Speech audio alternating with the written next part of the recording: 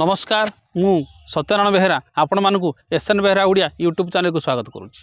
प्रिय दर्शक बंधु ये चैनल रे आपण मैंने पुराणर सिक्रेट तथ्य उपर जानवा पाइबे। तेणुक ये चैनल को जब आपने नुआ देखुं ताले सब्सक्राइब करी ऑल नोटिफिकेशन को ऑन करूँ, जहाँद्वारा मुझे वीडियो अपलोड करी तार सर्वप्रथम सूचना आपण पाखे पहुँची। प्रिय दर्शक बंधु चलतु आलोचना करवा शिवरात्रि महात्म्य। प्रथमे किए शिवरात्रि करी केउ फल पाई। थरे देवी पार्वती एकाम्र कानन रे प्रभु शिव को पचारिले, आहे नाथ आपणकर दासी ठारे दयाकरी शिवरात्रि व्रत किए करी कौन फल पाई से विषय कहतु। यह शुणी प्रभु शिव कहिले, पापकर्मा नाम एक व्याध थिला तार असरंती पाप। से बड़ दुर्जन हिंस स्वभावर, पशुपक्षी मारी से चले। तेणु प्रतिदिन बणरे बुलू थाए धनुषर छुरी काति धरी। अंटारे पास दौड़ी जाल और कांडिया नला कांधरे पड़ धरी थाए। बड़ विचित्र तार रूप। नाना जातिर पक्षी को जाल पकाई धरे, क्या धनुषण मारे तो आउ क्या अठा कांडिया लगाई धरे। यहीपरि से दुष्ट पक्षी मारे। जीवंता शुआ सारी ग्राम रे बुली बुली विक्रय करे, आउ मला पक्षी मांस रांधि से निजे खाए। एक दिने से व्याध सकाळु सकाळु बाहरिला पक्षी धरा जाल कांड धनुषर धरी। एक पर्वत रे जाल पकाई सारस कपत शुआसारी को धरिला, आउ आनंदरे पिंजर रे धरिला। यापरे मृग बराह पशु को धनुषर रे मारी पकाइला। यापरे सबु पक्षी ओ मारिथिवा पशु मान को भार करी वनपथरे निज घर को फेरुथाए। दिन जाक किछि खाई न थाए, तेणु क्षुधारे आकुल हेउथाए। धीरे धीरे सूर्यास्त होई संध्या आसुथाए। शीतरे व्याध थरथर होई चालुथाए। शीतरे कंपी कंपी से आउ चली पारिला नहीं। व्याध घोर वन मध्य अछि। एही समय घोर अंधकार होइला।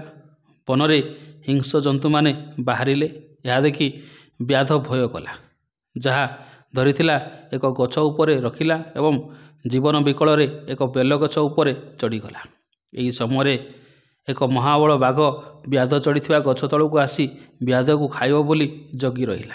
बिचरा व्याध गछ उपरे थाई केते डाल पत्र भांगी तल को पकाए, काले बाघ चली जीव बोली।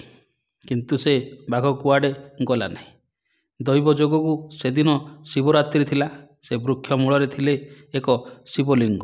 प्राण विकल रे व्याध काकर मिशा बेलपत्र छिंडाई तले पकाए।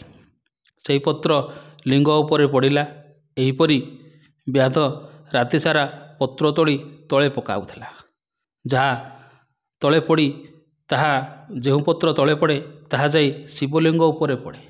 राति जाक एहीपरि करी बेलपत्र सबु लिंग उपरे गदा करदेला। से व्याध दिन सारा किछि खाई नथिला। पुणी रातिरे अनिद्रा होई उजागर रहिला। दैव जोग को शिवरात्रि उपवास हैला। एमिति राति कटिगला। सूर्य उदय हैला। बाघ गछ मूलरू दूर को गला। यापरे व्याध गछरू ओह्लाइला।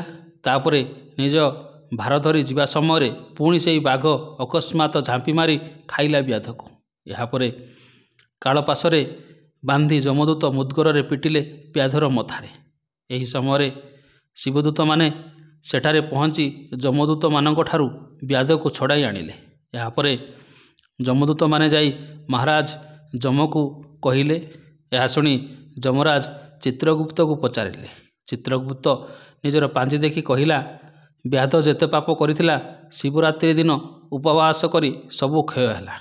एहीपरि जे शिवरात्रि दिन उपवास करी उजागर व्रत करे से मोर सेवक हुए बोली प्रभु शिव कहिले। प्रिय दर्शक बंधु एथिला शिवरात्रि रो महिमा। यह लिंग पुराण रे वर्णना अछि, सेथिरो किछि कहिली। एथिरे जदि मोर त्रुटि रहिला तेबे क्षमा करिवे। एही चैनल को जदि आपण नुआ देखुचंती तेबे सब्सक्राइब करी ऑल नोटिफिकेशन को ऑन करबा भूलंतु नहीं, कारण आपण एही चैनल रो पुराणर गुप्त तथ्य विषय जानवा को पाइबे। ये वीडियो को गोटे लाइक करंतु और निज सांगसाथी मध्य शेयर करंतु। शेष पर्यंत देखिथिबारु धन्यवाद। रहुची नमस्कार। ओम नमः शिवाय।